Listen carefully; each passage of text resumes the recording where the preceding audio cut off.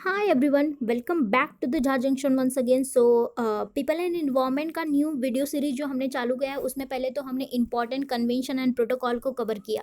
फिर हम पॉल्यूशन पे आए तो जिसमें एयर पोल्यूशन हमने कवर किया, what are the primary pollutant and what are the secondary pollutant, वहाँ तक कवर किया हमने. पर्टिकुलेट मैटर पढ़ा, वोलेटाइल ऑर्गेनिक कंपाउंड पढ़ा, कार्बन मोनोक्साइड से लेकर नाइट्रोजन ऑक्साइड, सल्फर ऑक्साइड, ये सारे प्राइमरी पोल्यूटेंट को हमने कवर किया. फिर हमने सेकेंडरी पोल्यूटेंट में ओजोन, ग्राउंड लेवल ओजोन के बारे में पढ़ा, और फिर अपना स्मोक के बारे में पढ़ा, जो sulphurous smoke and photochemical smoke, ये सब के बारे में हमने कंप्लीट किया.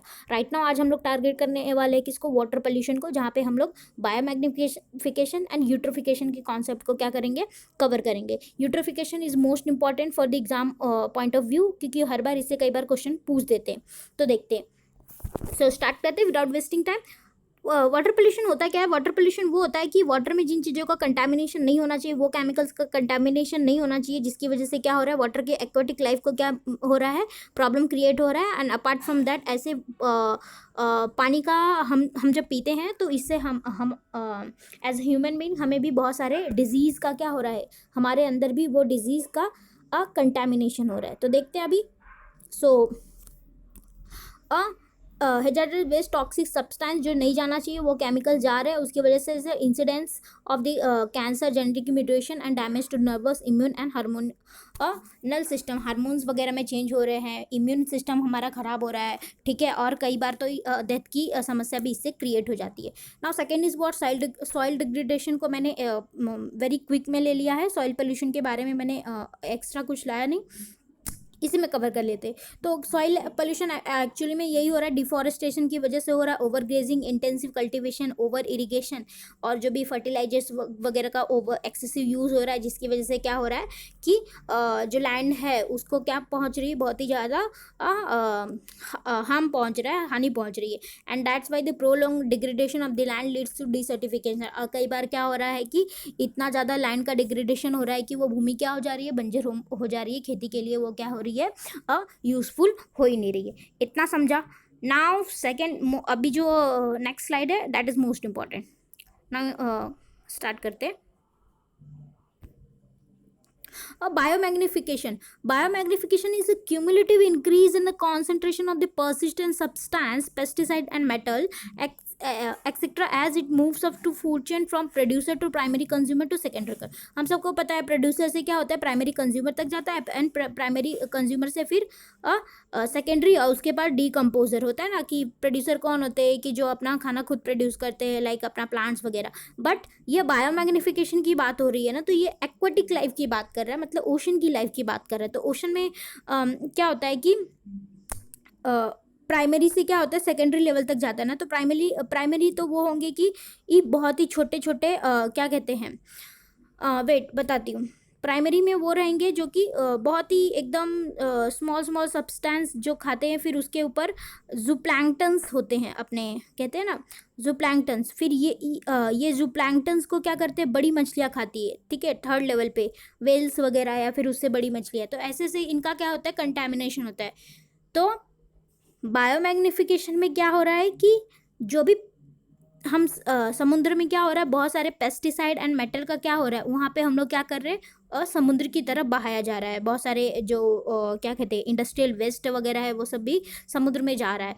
तो इसकी वजह से क्या हो रहा है कि ये सारे पेस्टिसाइड्स वगैरह का क्या किया जा रहा है, इनके अंदर कंटामिनेशन हो रहा है. ये जूप्लैंक्टन्स की बात करूँ तो इसमें, ठीक है,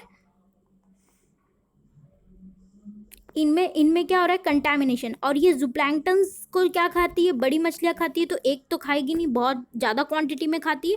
तो उनके अंदर फिर ये अक्यूमुलेशन क्या हो रहा है, बढ़ते जा रहा है. सपोज कि यहाँ पे अगर 10 था तो यहाँ पे जाके 100 हो गया. ठीक है, और ये कंटामिनेशन बढ़ते जा रहा है, बढ़ते जा रहा है. तो इससे क्या हो रही है, एक्वाटिक लाइफ को हार्म हो रहा है. ठीक है, तो that is this term is known as biomagnification. इसे बायो एक्यूमुलेशन भी कहते हैं. ठीक है, this occurs when agriculture, industrial and human this occurs when agricultural, industrial और human waste pours into the ocean directly or via river or sewage. कहने का मतलब ये कब होता है कि जब जो एग्रीकल्चर के वेस्ट है और ह्यूमन के जो भी वेस्ट है वो क्या होता है समुद्र की तरफ बहाया जाता है, और उसकी वजह से क्या हो रहा है, इनका बहुत ही ज़्यादा क्या कहते हैं प्रॉब्लम क्रिएट हो रहा है। ऐसे जो ऐसे क्या कहते हैं फिश वगैरह जिन जो एक्वाटिक लाइफ में सर्वाइव करते हैं, तो उनको बहुत ही ज़्यादा प्रॉब्लम क्रिएट हो रहा है, एंड दैट्स वाई कि इनमें जेनेटिक डिसऑर्डर वगैरह भी क्रिएट हो रहे हैं। इतना समझा। Now next is what, next is eutrophication. Now what does it mean eutrophication? First मैं आपको बताती हूँ कि देखो, स्लाइड नहीं देखते, पहले ऐसा देखते हैं। सपोज़ कि ये एक ओशन है, ठीक है, ये बहुत ओशन है। देखो, हम सबको जीने के लिए पहले तो क्या चाहिए रहता है, हम सबको जीने के लिए ऑक्सीजन चाहिए। और पेड़ क्या कहते हैं, सॉरी पेड़ नहीं, यहाँ पे अलग की बात करते हैं। हम सबको पहले जीने के लिए ऑक्सीजन की आवश्यकता पड़ती है। बट अभी सोचिए कि एक्वाटिक लाइफ जो समुद्र होते हैं उसमें ऑक्सीजन की हम तो हवा से लेते हैं, बट समुद्र में कहाँ से मिलता है? वहाँ पे क्या होती है, डिजॉल्व ऑक्सीजन होती है। डिजॉल्व ऑक्सीजन होती है किसमें? एक्वाटिक लाइफ में बहुत सारे डिजॉल्व ऑक्सीजन रहते हैं। बट अब क्या होता है कि suppose we as a human being इसमें क्या कर रहे हैं, कंटामिनेशन कर रहे हैं। कौन सी चीज़ों का? वो पेस्टिसाइड्स वगैरह का, और फिर जो भी क्या कहते हैं, सपोज़ कि कोई भी पेड़ वगैरह बहुत सारे प्लांट्स वगैरह को जो ग्रो किया एग्रीकल्चर में, ठीक है, बट फिर जब वर्षा आती है, मतलब जब रेन होता है, तो वो क्या की जाती है, वो मिट्टी को क्या करके बहा के ले जाती है। मिट्टी को बहा के ले जाती है, तो वो मिट्टी को बहा के जब ले जाती है, तो उस मिट्टी में बहुत सारे क्या होते हैं, फर्टिलाइजर्स होते हैं। और वो फर्टिलाइजर्स जाके कहाँ मिलते हैं? समुद्र में मिलते हैं वो पानी। तो वो फर्टिलाइजर्स किस में जाते हैं? समुद्र में जाते हैं। What are the different? Phosphorus and दूसरा क्या है अपना, फास्फोरस के ये जो फर्टिलाइजर्स और फिर अपना सल्फर के चीज़ें, ठीक है, ये क्या जाती है समुद्र में। अब ये क्या करती है? न्यूट्रिएंट का काम करती है। किसके लिए न्यूट्रिएंट का काम करती है? ग्रोथ ऑफ ब्लूम और एल्गे एंड प्लैंकटन, ठीक है।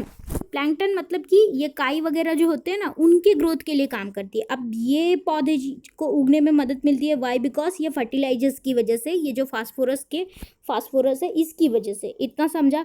अब ये जो अब आप बोलोगे तो उसमें क्या प्रॉब्लम है, ये उग रहे हैं, तो प्रॉब्लम ये है कि जब ये काई वगैरह को और ये अलगले ब्लूम को जब बढ़ने में सहायता मिलती है, तो इससे ये क्या करती है, पहले तो बढ़ेगी, बट इनका भी कभी ना कभी क्या होगा, डिके होगा। ऑब्वियस सी बात है, इनका डिके होगा। जब इनका डिके होगा तो ये क्या करेगी, जो पानी में मिले O2 है, आई मीन डिजॉल्व ऑक्सीजन है, इसका यूज़ करती है। अब इसका यूज़ करेगी तो ऑब्वियस सी बात है, इतना बड़ा समुद्र है, इसमें डिजॉल्व ऑक्सीजन है। अब मोस्ट ऑफ द थिंग को क्या करेंगे, ये जब इनका डिके होगा तो ये यूज़ करेगी, तो ऑब्वियस सी बात है समुद्र में क्या रहेगा, ये पानी में, ये पॉन्ड में या जो भी कुछ है, तो इसमें डिजॉल्व ऑक्सीजन की मात्रा कम हो जाएगी। वाई? बिकॉज क्योंकि ये जो प्लैंकटन है, ये जो काई है, ये इस तरह के पेड़ पौधों क्या करेंगे, जो पानी में उगते हैं, शैवाल वगैरह, तो ये यूज़ कर लेगी उस डिजॉल्व ऑक्सीजन का। इतना समझा।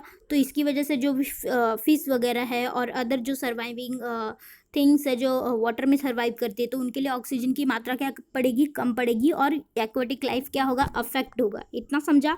तो this is nothing but eutrophication का प्रोसेस यही है कि एक्सेसिव न्यूट्रिएंट क्या हो गया, चला गया है, दैट्स वाई क्या हो रहा है, एक्वाटिक लाइफ अफेक्ट हो रहा है। तो देखते हैं कि soil erosion is the most contributor to the phosphorus enrichment of the water bodies. Some other phosphorus rich sources that enrich water bodies with the nutrients include fertilizers। की वजह से मैंने पहले ही कहा कि कैसे बहा के ले जाया जाता है। अनट्रीटेड सीवेज, मतलब कि जो भी अनट्रीटेड सीवेज होते हैं, सपोज कि जो डिटर्जेंट वगैरह को कई जगह बहुत नदी के ही पास क्या किया जाता है, कपड़े वगैरह धोए जाते हैं, तो उसकी वजह से then now detergent containing phosphorus, and then last one is industrial discharge of the waste, मतलब इंडस्ट्री से जो भी वेस्ट का डिस्चार्ज हो रहा है, दैट थिंग। तो इतना समझा। तो ये था यूट्रोफिकेशन के बारे में ब्रीफ सा नॉलेज। तो जब हम लोग MCQ करेंगे ना, तो ये चीज़ें हम सबको पूरे अच्छे से कवर हो गए। अब भी हम लोग कॉन्सेप्ट पे वर्क कर रहे हैं कि एक्चुअली में यूट्रोफिकेशन होता क्या है, बायोमैग्निफिकेशन होता क्या है, ये सब। तो इतना समझा। आई होप आपको ये पूरा वीडियो समझ में आया रहेगा। So till then see you in next lecture, जहाँ पे हम लोग क्या बात करेंगे, different measures taken by the government for eradication of the air pollution, like अपना सफ़र और फिर national ambient air quality mission, all this thing will be covered in next lecture. So thanks for the watching this video. Have a nice day.